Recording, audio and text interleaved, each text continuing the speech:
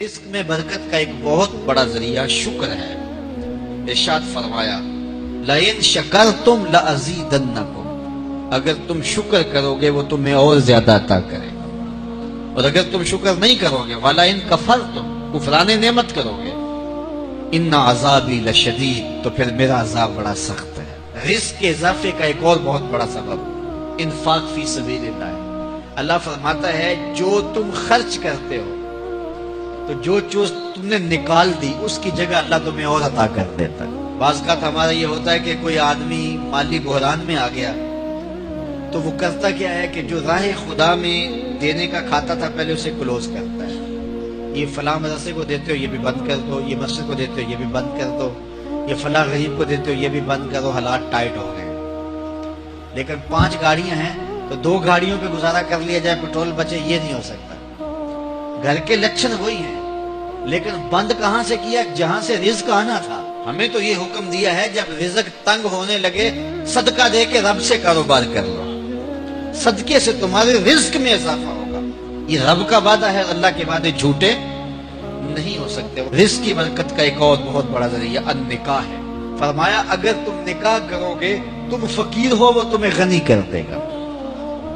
لوگ کہتے ہیں بچہ پیروں پہ کھڑا ہو لے تو پھر نکاح کریں گے، اللہ کہتا ہے تم نکاح کرو ہم پیروں پہ کھڑا کر دیں گے۔ ہمارا فلسفہ اپنا ہے، اس کا حکم اپنا ہے۔ وہ کہتا ہے ابھی تو یہ اپنے لیے نہیں کماتا تو جو آئے گی اس کو کہاں سے لائے گا؟ میاں جس نے آنا ہے اس نے اپنا رزق لے کے آنا ہے۔ تو بچوں کی شادیاں کرو اگر وہ جوان ہو گئے، رزق نصیب ہو۔ اپنے اہل خانہ کو نماز کے حکم دینے سے رزق بڑھتا ہے، کیونکہ جو صبح کا وقت ہوتا ہے یہ رزق کے بٹنے کا وقت ہوتا ہے، اور جس گھر میں صبح کے وقت لوگ سوئے ہوئے ہوتے ہیں وہاں بے برکتیاں ہوتی ہیں۔ تو طلوع فجر سے لے کر کے طلوع آفتاب تک اپنی اولاد کو، بیوی کو، بچوں کو نہ سونے دیں، اس وقت رزق بٹنے کے لمحے ہوتے ہیں۔ کثیر دعائیں مانگیں، تلاوت کلام مجید پڑھیں، اور نماز فجر مرد حضرات مسجدوں میں جا کے باجماعت ادا کریں، اور گھروں میں جو ہے وہ بیٹیاں بہنیں مصلے بچھا لیں تو اللہ کی رحمتوں کا نزول ہوگا۔ اب ایک حدیث میں رزق کے اضافے کا ایک اور نسخہ ارشاد کیا گیا۔ میرے حضور نے فرمایا جو شخص یہ چاہتا ہے کہ اس کے رزق میں برکتیں ہوں اور اس کی عمر میں اضافہ ہو تو وہ اپنے رشتہ داروں کے ساتھ سلوک اچھا کرے۔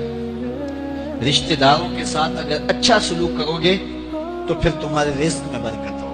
غریب ہیں تو ان کی مدد کرو، ان کی بیٹیوں کی شادیاں اپنے ذمے لے لو اگر اللہ نے آپ کو وسعت دی ہے، ان کی پریشانیاں بانٹ لو، ان کا قرضہ ہے تو اتارنے کی کوشش کرو، ان کو مشکلات سے نکالنے کی کوشش کرو۔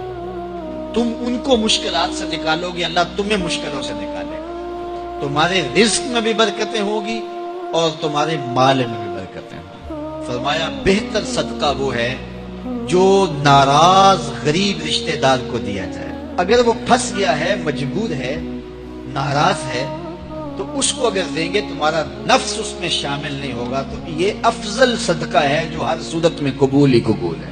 رزق کے اضافے کا ایک اور سبب الاحسان الی الضعفاء، جو کمزور لوگ ہیں ان کے ساتھ اس نے سلوک کرنا۔ الانفاق علی طلبۃ العلم، طالب علموں پہ خرچ کرنا، یہ بھی رزق میں اضافے کا سبب اور ذریعہ ہے۔ وہ حضرت بابا فرید نے کہا نا چھٹا رکن دین کا روٹی ہے۔ گھر میں کچھ نہ ہو تو پھر نہ نماز اور نہ ہی دیگر امور کی لذت آتی ہے، تو یہ رزق فراواں اور وسیع اور مبارک نصیب کر دے اللہ۔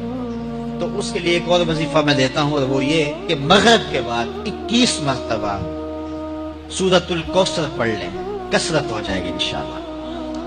اول خدوشی پڑھ لیں، 5-7 منٹ لگتے ہوں گے، تو سورہ کوثر 21 مرتبہ روزانہ مغرب کی نماز کے بعد پڑھیں، اور اگر بہت زیادہ مسائل ہیں تو ہر نماز کے بعد پڑھ لیں، تو انشاءاللہ آپ دیکھیں گے کہ گھر میں برکتیں اترتی محسوس ہوں گی، انوار کا نزول ہوتے محسوس کریں گے۔ تو یہ وہ رزق کے اسباب ہیں، اگر ہم اختیار کر لیں تو ہم اللہ کی خاص رحمتوں کے حقدار ہوں گے۔ اللہ ہم سب کو رزق حلال، رزق وسیع، رزق سہل، رزق مبارک، رزق فراواں نصیب